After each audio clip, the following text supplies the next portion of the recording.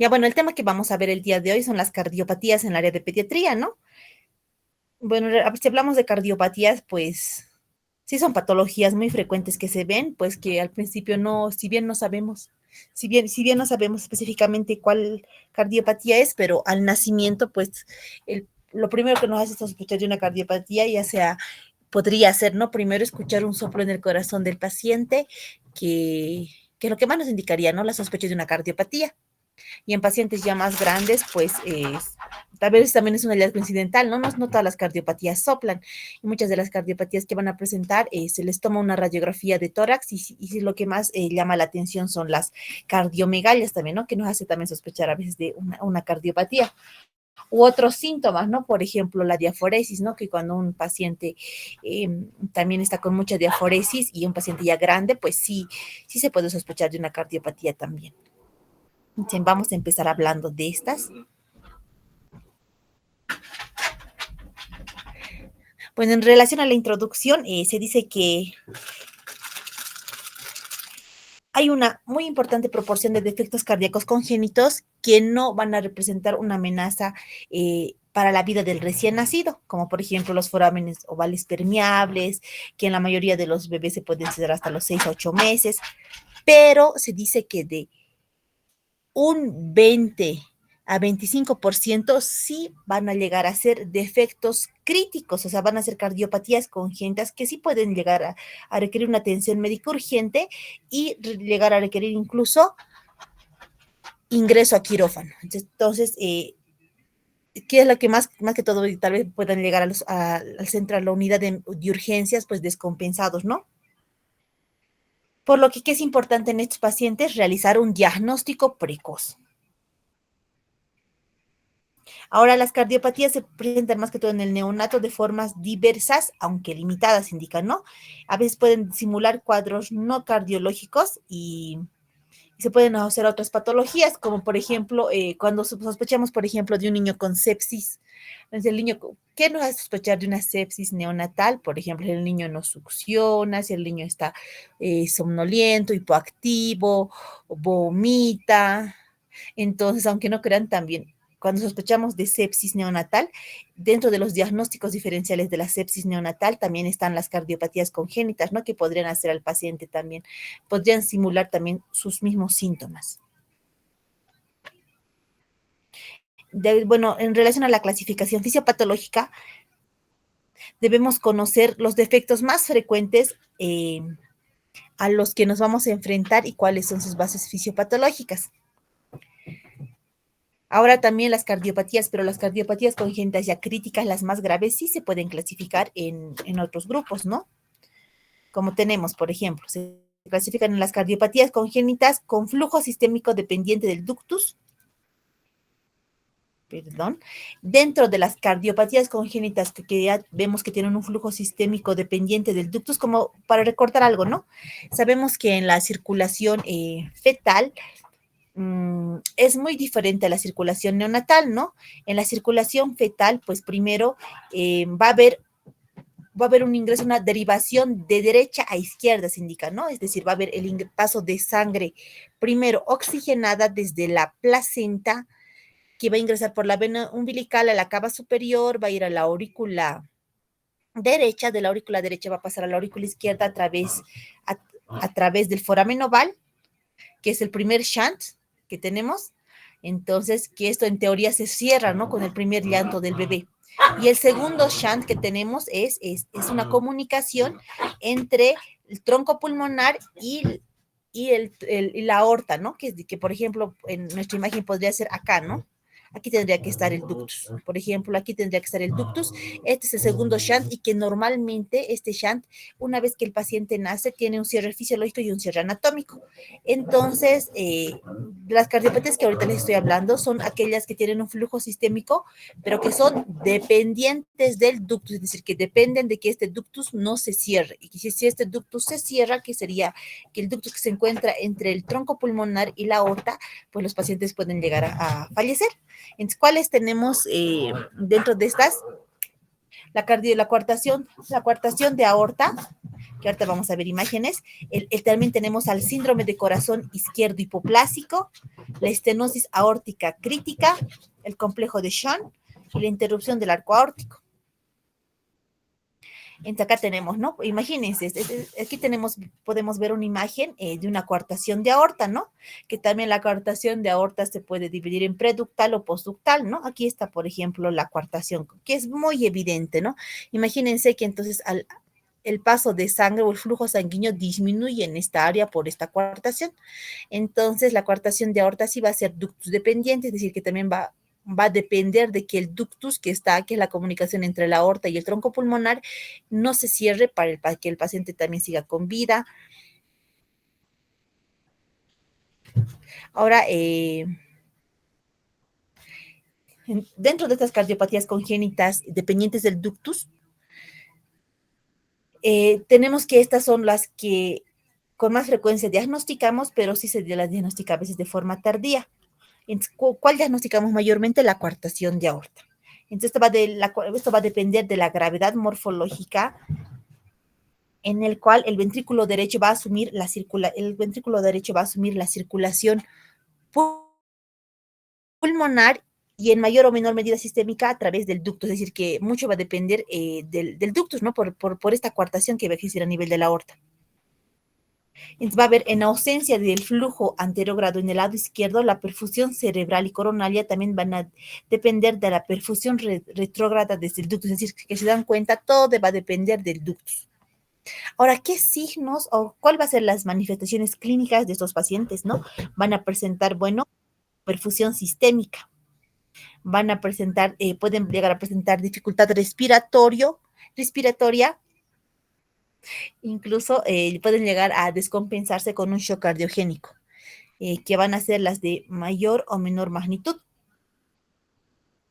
Y también, aparte, dentro de la dificultad respiratoria, el paciente también puede estar taquipneico, ¿no? Que te puede hacer tal vez sospechar de una cardiopatía congénita.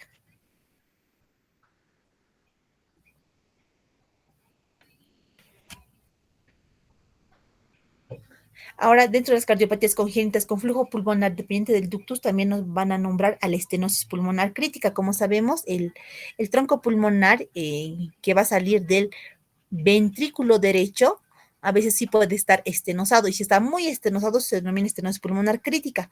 La atresia pulmonar concepto un íntegro, en donde el tronco pulmonar no se va a llegar a formar completamente, por lo cual pues va a causar la cardiopatía.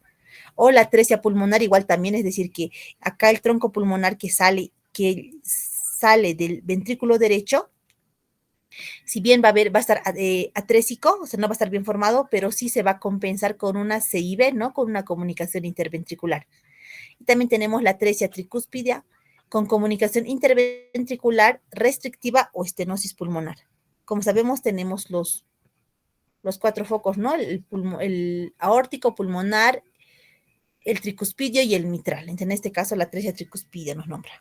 Y también tenemos a las formas severas de la tetralogía de Fallot y la anomalía de Epstein severa.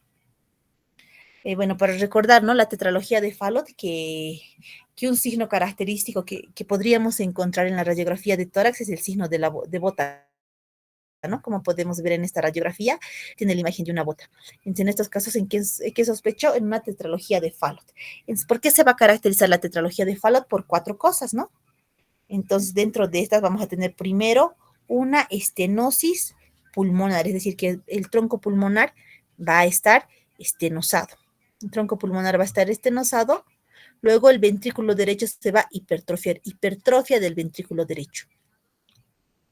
Va a haber un cabalgamiento de la aorta y por último una CIB, ¿no? Va a haber una comunicación interventricular. ¿Y qué signo radiológico vamos a encontrar? El signo de la bota. Un ratito, por favor. Creo que no he habilitado para que todos ingresen. Vamos, creo que están queriendo ingresar sus compañeros. A ver, un ratito.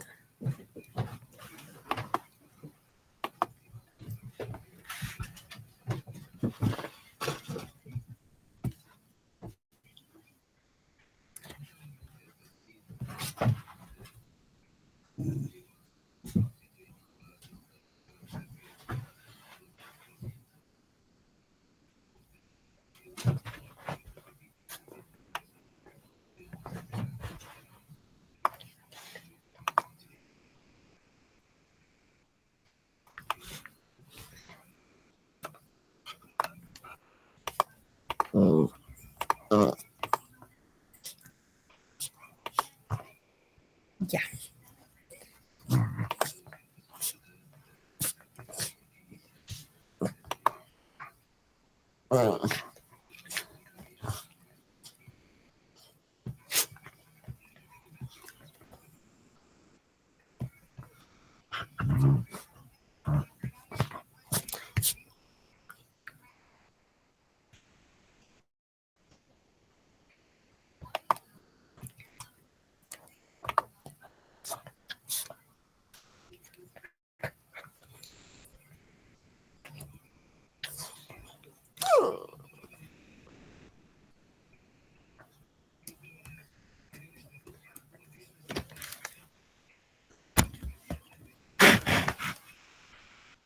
Otra de las cardiopatías que para nombrar es la transposición de grandes arterias, en la cual en estos dos grupos la cianosis que no va a responder a la administración de oxígeno, y es lo que, pues, el mayor síntoma, ¿no? Estas son las cardiopatías cianógenas, ¿no? En donde a pesar de colocarle oxígeno, incluso ya sea por cualquier, ya sea por cánula, por mascarilla, le ponemos por CPAP o incluso llegando hasta la intubación endotraqueal, aunque esté con un FiO2 del 100%, esos pacientes, a pesar de estar con mucho oxígeno, aún así van a saturar pues 60-65% y todo el tiempo van a mantener la cianosis persistente, ya sea generalizada. Este va a ser el síntoma más relevante que vamos a encontrar, la cianosis. Ahora, en caso de transposición de grandes arterias, pero sin comunicación interventricular, la comunicación entre las aurículas es la conexión más eficiente para evitar la hipoxemia. Ahora, en caso de que este defecto sea restrictivo, se va a producir una hipoxemia con acidosis metabólica que vamos a encontrar a la gasometría. Ay, van a disculpar, de fondo están ahí mis perritos que están ahí correteando. Y a pesar de que le vamos a infundir prostaglandinas a estos pacientes, pero igual van a hacer hipoxemia con una acidosis metabólica. Y pues va a ser necesaria una cirugía en donde se va a realizar una atrioseptostomía con balón con procedimiento de emergencia. Ahora, ¿qué es la transposición de grandes arterias? Como sabemos, en el corazón normalmente, pues la aorta, imagínense esta imagen, tenemos, ¿no?, la circulación mayor, circulación menor. Entonces, normalmente en el corazón, la aorta debería ir desde la aurícula izquierda. Desde aquí es donde va a ir a desembocar. Y el tronco pulmonar, pues debería ir desde el ventrículo derecho. Pero ¿qué pasa cuando hay transposición de grandes arterias? Esto se va a llegar a invertir. Entonces, lo que va a provocar en estos pacientes que la aorta, miren en esta imagen, que la aorta vaya desde el ventrículo derecho y el tronco pulmonar desde la aorta. Entonces, obviamente esto sí requiere sí o sí cirugía de urgencia, ¿no? Otras cardiopatías que también podemos nombrar son el drenaje venoso pulmonar anómalo total, el tronco arterioso con insuficiencia de la válvula troncal significativa, el corazón univentricular con desequilibrio de la circulación sistémica pulmonar. Ahora, en este grupo hay que destacar el drenaje venoso pulmonar anómalo total con obstrucción, ya que esta se va a tratar de una cardiopatía que supone una emergencia quirúrgica. Entonces, acá tenemos el drenaje pulmonar venoso total, ¿no? Aquí, por ejemplo, tenemos un corazón normal, ¿no? Como en esta imagen que pueden ver, la aurícula derecha, ventrículo derecho, de donde normalmente debería ir el tronco pulmonar. En cambio, en el lado izquierdo, pues la aorta va a venir del ventrículo izquierdo. Pero esta es una anomalía total del retorno venoso intracardíaca, es decir, miren, aquí está la cava inferior. Normalmente las dos venas pulmonares, es decir, ¿no?, que la sangre se oxigena pues en los pulmones. O sea, digamos, de acá por acá llega sangre desoxigenada por la aurícula derecha, ventrículo derecho, pasa al tronco pulmonar y del tronco pulmonar va a los pulmones, donde se va a llegar a oxigenar. Y después, una vez que la sangre se oxigena en los pulmones, lo que normalmente pasa, ¿no? Bueno, tendríamos que hacer acá, en esta imagen. Una vez que la sangre se llega a oxigenar en los pulmones, debe retornar la sangre oxigenada. ¿Por dónde? Por las dos venas pulmonares que desembocan en la aurícula izquierda. Entonces, la sangre va a retornar por las venas pulmonares a la aurícula izquierda, de la aurícula izquierda pues debería ir al ventrículo izquierdo y del ventrículo izquierdo a la aorta. Pero en estos casos, cuando hay drenaje venoso pulmonar anómalo total, va a variar, ya no la sangre, la sangre oxigenada, pues ya no va a ir a la aurícula izquierda, como podemos ver en esta imagen, sí puede ir directamente a la vena cava superior, ¿no? A la vena, converge con la vena cava superior y va a ingresar a dónde? A la aurícula derecha. Entonces va a haber una mezcla entre sangre oxigenada y desoxigenada. Aquí tenemos dos formas, ¿no? Dos, están mostrándonos dos. Aquí, por ejemplo, hay una anomalía total del retorno venoso supracardíaco. Aquí, por ejemplo, podemos ver. Y aquí hay una anomalía del retorno total, venoso total, pero intracardíaco. Como podemos ver, va a ir a desembocar en la vena cava inferior. Y aquí desemboca en la vena cava superior, que también va a ser otra cardiopatía. Ahora, ¿cómo es la orientación diagnóstica que nosotros debemos realizar inicialmente? Bueno, siempre debemos ver si es que existen antecedentes familiares de cardiopatía, que es muy importante, o si existe el antecedente de muerte súbita que han tenido los familiares. Entonces, también tenemos que es muy importante ver, ¿no?, antecedentes maternos del embarazo, donde debemos buscar enfermedades maternas como el lupus, la fenilcetonuria o la diabetes. También deberíamos ver tratamientos que tal vez la madre podría haber consumido durante el embarazo, como los antiepilépticos, la ingesta de otros tóxicos como el alcohol, las drogas o diversas infecciones que podrían llegar a haber afectado al feto. Es muy importante las ecografías prenatales y también ver si es que el paciente no tiene otras malformaciones congénitas que también se podrían asociar a una cardiopatía, ¿no? Como por ejemplo, imagínense un paciente con síndrome de Down, pues que sí está predisponente al paciente ser cardiópata. También siempre debemos verificar a la hora del nacimiento cómo son las arterias. Como sabemos, debe haber dos arterias y una vena, pero cuando existe una arteria umbilical única, también esta podría indicar que tal vez el paciente pueda tener una cardiopatía. O la gestación múltiple también, ¿no? Que también es un factor de riesgo.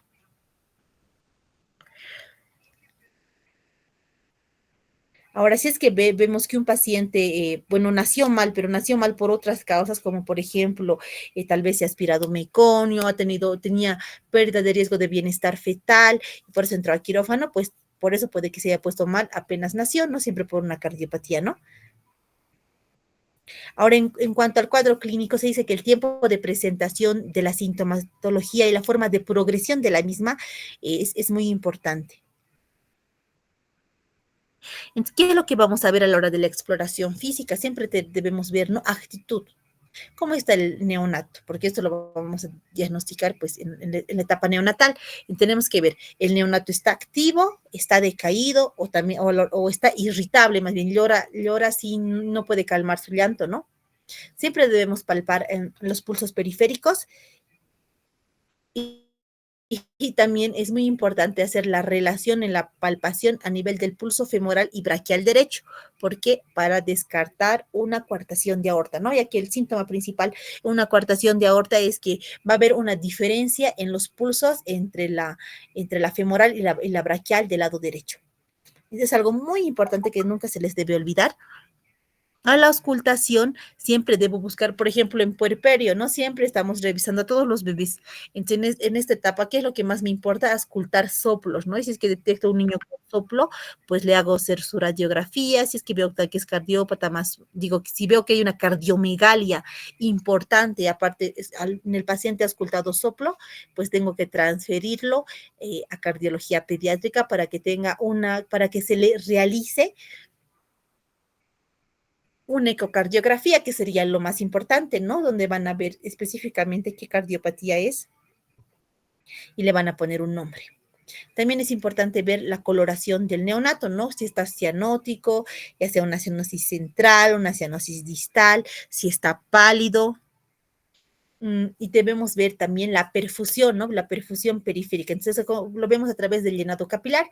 Sé que el llenado capilar en otros grupos etarios los realizan mayormente en los dedos, ¿no? Donde se aprieta y si es que está menor a 2 segundos es normal. Pero para que sepan, en la etapa neonatal, donde deberíamos realizar y verificar el llenado capilar debería ser a la altura del tórax anterior. A la altura del tórax anterior, igual se aprieta, se cuenta 1, 2, 3 y se suelta. Si es que hay un llenado capilar rápido, pues menos de 2 segundos es normal. Pero si vemos que el llenado capilar es lento, pues si lo consideramos como un llenado capilar lento. También otros datos que debemos ver al explorar a nuestro paciente es la hepatomegalia que debes, ¿no? Si el paciente tiene hepatomegalia, también me debe sospechar la presencia de una cardiopatía congénita. ¿Y cómo es la temperatura del paciente? A nivel respiratorio debo ver si es que existe signos de dificultad respiratoria, valorados mediante el test de Silverman-Anderson, que como ustedes se acuerdan, toma en cuenta 5 parámetros de arriba a abajo, ¿no? El primer dato que va a llegar a tomar en cuenta el test de Silverman-Anderson va a ser el aleteo nasal, donde las fosas nasales aletean, ¿no? Luego el quejido, que el paciente hace como si le doliera algo, se queja, ¿no? Posteriormente, luego tenemos la retracción sifoidea, ese hundimiento que existe a nivel del apéndice sifoides. La retracción intercostal, que va a hacer la retracción entre las costillas. Y por último tenemos la disociación tóraco-abdominal, ¿no? Dependiendo, por ejemplo, cómo vamos a otorgar el puntaje con el test de Silverman-Anderson. 0 va a ser en cualquiera de los parámetros antes mencionados, se va a denominar 0 cuando pues, está ausente, no hay nada de eso. Se va a poner un puntaje a cualquiera de los 5 parámetros si es que tiene leve o es leve o es inconstante, es decir, digamos, si tiene quejido leve e inconstante, pues le voy a poner 1. Ahora, si tiene quejido leve y aparte tiene aleteo nasal leve, le voy a colocar 2/10.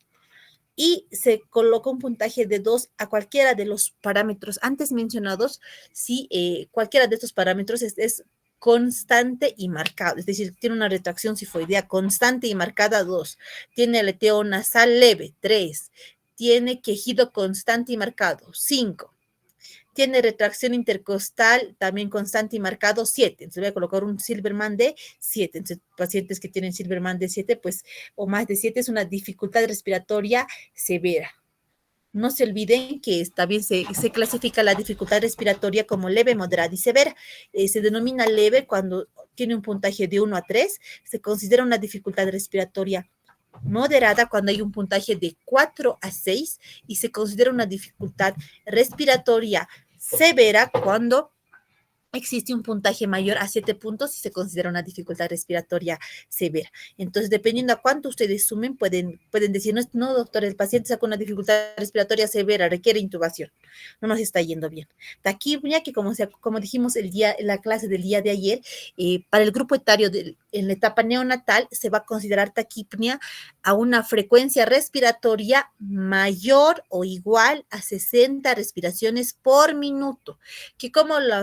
¿Cómo es que yo evidencio la frecuencia respiratoria? ¿Cómo hago este punto?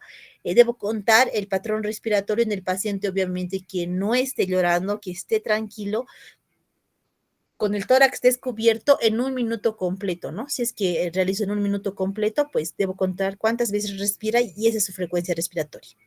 ¿Por qué en un minuto? Porque la frecuencia respiratoria en toda la etapa pediátrica es irregular. Por momentos el paciente respira más rápido y por momentos respira más lento. Es por eso que sí o sí debo hacer la frecuencia respiratoria en un minuto.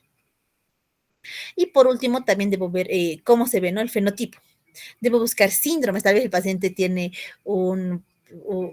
tiene un me llama mucho por ejemplo, en su rostro distintos rasgos, como por ejemplo, tal vez tiene implantación baja de las orejas, hipertelorismo, que sería los ojos muy separados, o algo me llama la atención del paciente, pues puedo pensar en un síndrome dismórfico, ¿no? Que tal vez, ya saben, que si pienso en un síndrome dismórfico, puede estar asociado a alguna cardiopatía congénita o anomalías cromosómicas asociadas a la cardiopatía congénita, como por ejemplo la trisomía 13, la 18, la 21 o el síndrome de Turner.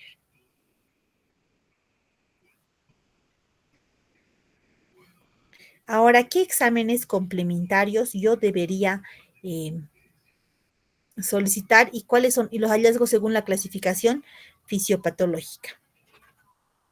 Entonces, acá, en las cardiopatías congénitas con flujo sistémico dependiente del ductus,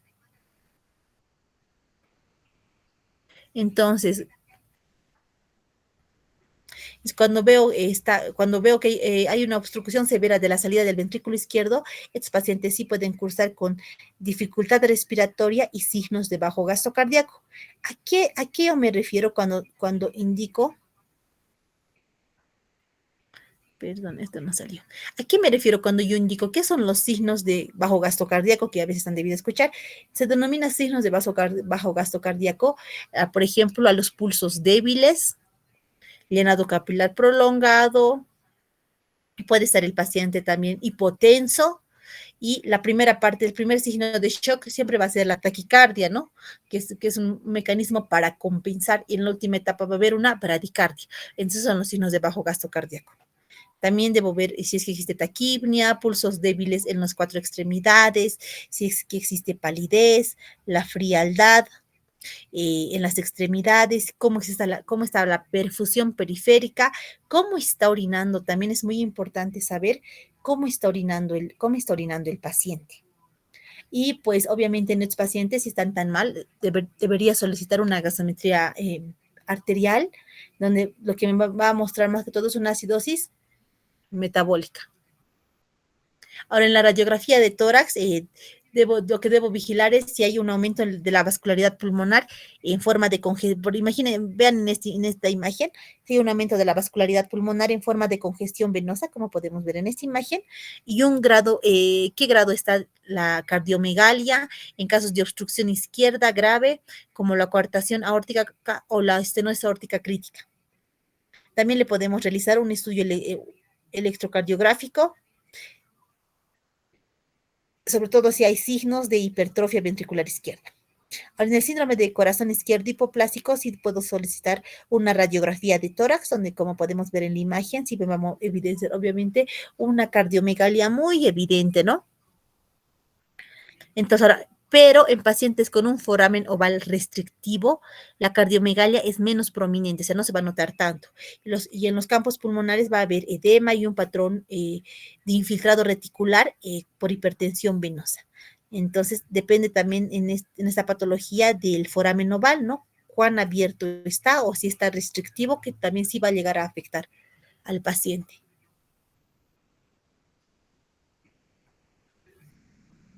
Ahora, en relación a las cardiopatías congénitas con flujo pulmonar dependiente del ductus y transposición de grandes arterias. Entonces, estas van a ser cardiopatías con obstrucción severa de salida del ventrículo derecho o con desconexión entre el ventrículo derecho y la arteria pulmonar.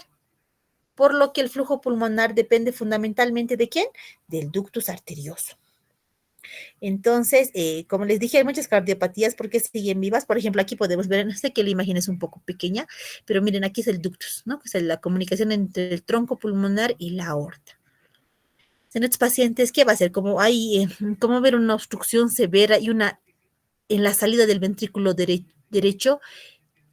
Entonces, pacientes, ¿qué va a haber? Va a haber igual va a predominar la cianosis, que se va a acompañar de igual también de taquipnias, y suelen debutar en las primeras 72 horas de vida. Es decir, que va a ser muy evidente porque el paciente en sí va a estar cianótico y no va a mejorar ni siquiera con el oxígeno. Y las saturaciones de oxígeno están menores a 75% y no responden al test del hiperoxia, ¿no? Ahora, en este punto, estas cardiopatías son las que más les va a llamar la atención, ¿no? ¿Qué otros estudios yo podría solicitar? Podría solicitar un electrocardiograma, ya que en donde podemos ver cómo está el eje izquierdo, el flujo, pues, si está el flujo pulmonar disminuido, ya que nos podría orientar esto hacia una atresia tricuspidia o pulmonar. Y ahora, si el eje es derecho y en los campos pulmonares aparece la plétora, es probable que estemos ante un paciente con transposición de grandes arterias. Que sí nos podría ayudar un poco, ¿no? Ahora, en síndrome de corazón izquierdo hipoplásico, pues el eje es derecho y la vascularidad pulmonar está disminuida.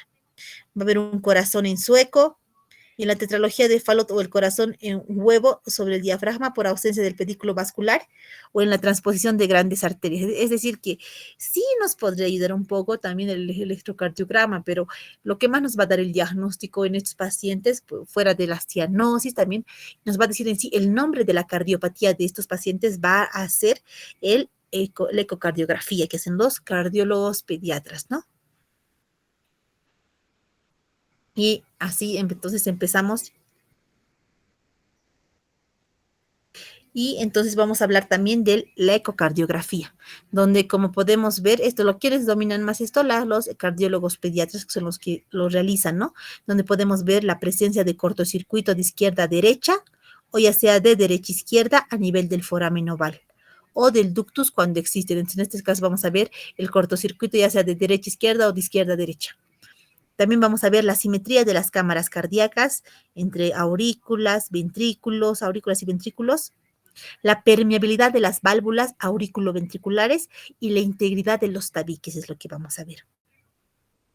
También nos va a ayudar a ver la existencia o no de dos grandes vasos, ¿no? Que van a ser el tronco pulmonar y la arteria y la aorta. Ahora, cuando hay una discrepancia del tamaño del doble de un vaso respecto al otro, va a sugerir la existencia de una circulación ductus dependiente o de una coartación de aorta asociada. También nos va a ayudar a la ecocardiografía a ver cómo está la permeabilidad del arco aórtico. En relación a ahora por último, ¿no? ¿Cómo va a ser, cómo vamos a realizar la estabilización inicial y el tratamiento? Obviamente, dependiendo de qué cardiopatía congénita es, pues, por ejemplo, una cardiopatía congénita, ya sea un ductus abierto, que no está asociado a otra patología, pues lo que hacemos es el cierre. Primero, el oxígeno, sabemos que cierre el ductus. Intentamos con oxígeno nada más. Pero si a pesar de esto sigue abierta, sí podemos usar los AINES. Podemos usar el paracetamol o el ibuprofeno endovenoso. Sobre todo en quienes hay más que todo ductus, el ductus abierto, ductus arterioso persistente en los prematuros. Y pues sí usamos mucho en la área neonatal los AINES, ¿no? Endovenosos.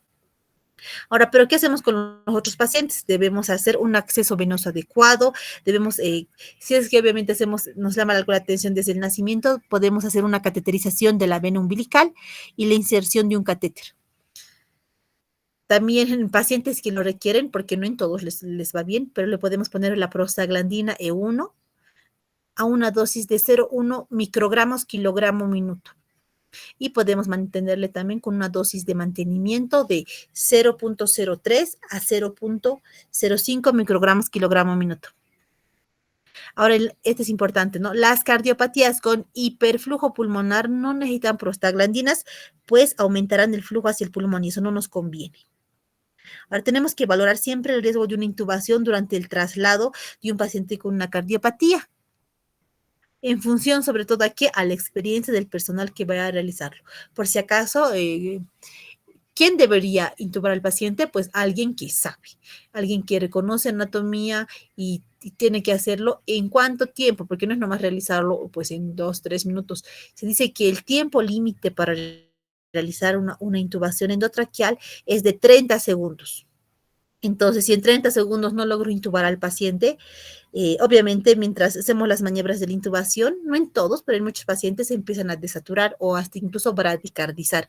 En 30 segundos no he logrado intubar al paciente, eh, saco el laringoscopio y administro oxígeno para estabilizar al paciente.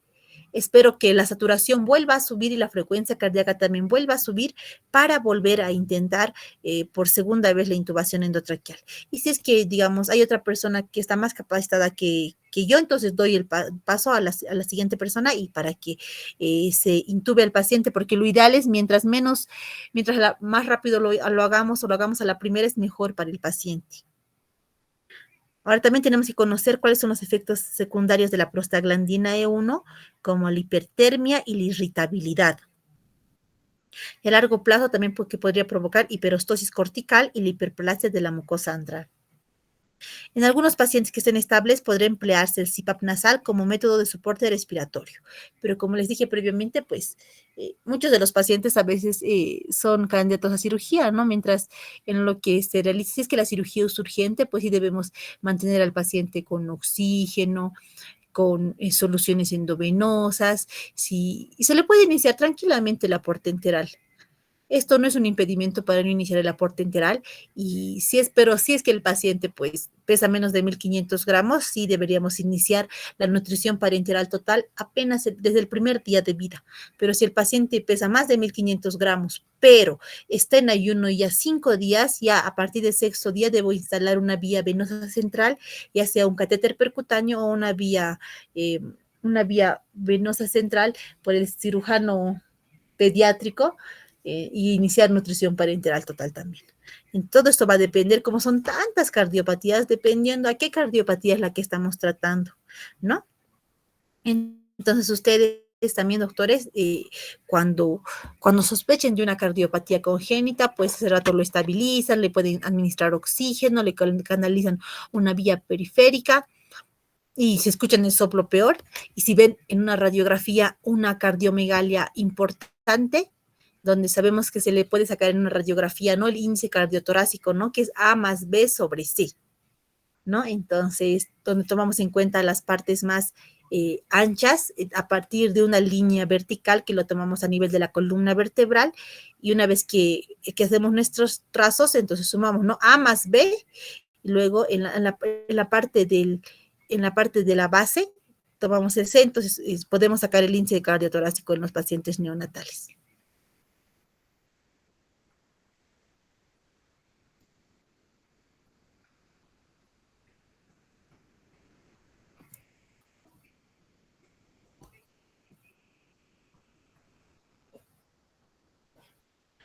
Ay, a ver, ahora, ¿por qué no quiere pasar a la siguiente?